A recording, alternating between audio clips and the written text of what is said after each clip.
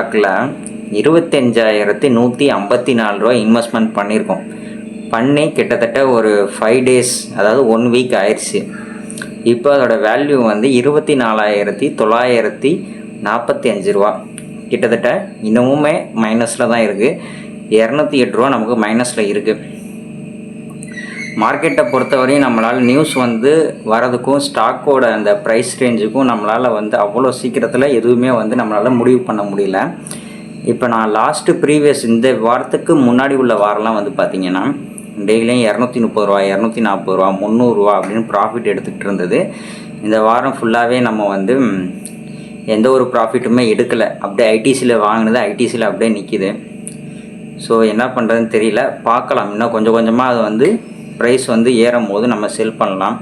இது ஒரு பக்கத்தில் போட்டும் நம்ம வந்து அடுத்ததாக ஷேர் மார்க்கெட்டில் ஃப்யூச்சர் அண்ட் ஆப்ஷன்ஸ்னு ஒரு மெத்தட் சொல்லியிருக்காங்க. அதுக்கப்புறமா வந்து இன்ட்ராடே அப்படின்னு ஒரு ஆப்ஷன்ஸ் இருக்குது. இதில் நம்ம வந்து இன்னும் கொஞ்சம் நல்லா லேர்ன் பண்ணிட்டு இது ஒரு தனி செக்மெண்ட் ஆகும். இந்த 25,000 இது தனியாகவே நமக்கு வந்து நம்ம வந்து ஷேர் வாங்குறது செல் பண்ணுறது இதிலே வச்சுக்கலாம்.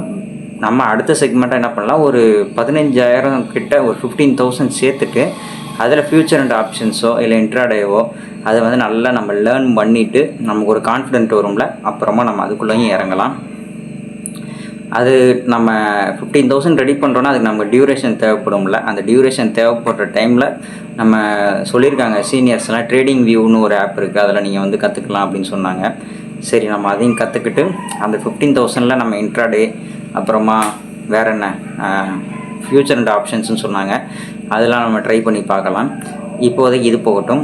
அதுக்கப்புறமா நேற்று வந்து ரைடு எடுக்கவே இல்லை. நேற்று நல்லா தூங்கிட்டேன். கன்சிஸ்டன்சி அப்படின்னு ஒரு வேர்டு சொல்லுவாங்க, அந்த வேர்டை ஃபாலோ பண்ணணும்னு நான் நினச்சிக்கிட்டே இருக்கிறேன். ஆனால் அது கஷ்டமாக இருக்குது. நேற்று நல்லா தூங்கியாச்சு, அதனால் நேற்று ரைடு போகல. இன்றைக்கி சரி ரைடு போகலான்னு கிளம்பியாச்சு. இப்போ டைம் வந்து கரெக்டாக 6:18. எப்படியும் 6:30க்கு ஸ்டார்ட் பண்ணிடுவோம் ரைடு. 6:30க்கு நம்ம சாயங்காலம் ஸ்டார்ட் பண்ணுறோம். எவ்வளோ நேரம் ஓட்ட போகிறோன்னு தெரில, எவ்வளோ ஓட்ட போகிறோன்னு தெரில, பார்க்கலாம். மணி கரெக்டாக இப்போ 12:50 ஆகிட்டு. இதோடு முடிச்சுக்கலாம். கிட்டத்தட்ட ஒரு 6:30க்கு ஆன் பண்ணேன், ஆனாலுமே 6:50க்கு தான் ஆர்டர் வந்துச்சு. 6:50லேருந்து இப்போ ஒரு 12:50 வரையும் ஓட்டுறோம். 6 மணி நேரம் ஓட்டியிருக்கோம்.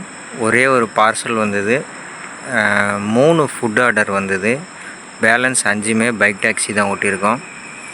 ஓரளவு ஓகே தான். 730 ரூபா ஓட்டியிருக்கோம். இதில் நான் ஒரு தப்பு பண்ணிட்டேன். என்னென்னா, ரீசார்ஜ் பண்ணுவோம் நம்ம கமிஷன் பிடிக்கக்கூடாதுன்ட்டு. அந்த ரீசார்ஜ் பண்ணாமல் விட்டதுனாலே ஒரு 100 ரூபா நமக்கு கமிஷனில் போயிட்டு, அந்த ரீசார்ஜ் பண்ணியிருந்தேன்னா நமக்கு அந்த கமிஷன் போகாமல் இருந்திருக்கும். ஒரு 830 ரூபாய்க்கு ஓட்டியிருக்கலாம். இப்போ வெறும் 730 ரூபா, அதனால் ஒரு 100 ரூபா கம்மியாயிடுச்சு. இந்த 730 ரூபாவில் 130 ரூபா கண்டிப்பாக வந்து பெட்ரோலுக்கு செலவாக இருக்கும். ஏன்னா கிலோமீட்டர் நம்ம ட்ராவல் பண்ணது வந்து 85 கிலோமீட்டரு. 85 கிலோமீட்டருக்கு 130 ரூபாலேருந்து 140 வரையும் பெட்ரோல் ஆகும். அப்ராக்சிமேட்டாக ஒரு 600 நமக்கு இன்றைக்கி ப்ராஃபிட்டு. கம்பல்சரி 2 ஹெல்மெட் வச்சுக்கோங்க. அப்புறமா எல்லா டாக்குமெண்ட்டும், லைசன்ஸ் எல்லாமே பக்காவாக வச்சுக்கோங்க. வீடியோவுக்கு லைக் பண்ணுங்கள், கமெண்ட் பண்ணுங்கள், சப்ஸ்கிரைப் பண்ணுங்கள். செம்ம தூக்கமாக வருது. போயிட்டு தூங்கிட்டு வீடியோ எடிட் பண்ணிட்டு கம்பெனி கிளம்ப வேண்டியதான். இன்னும் ஒரு 3-4 ஹவர்ஸில் போர்டிங் பாயிண்ட்டுக்கு பஸ் வந்துடும். Okay, thank you.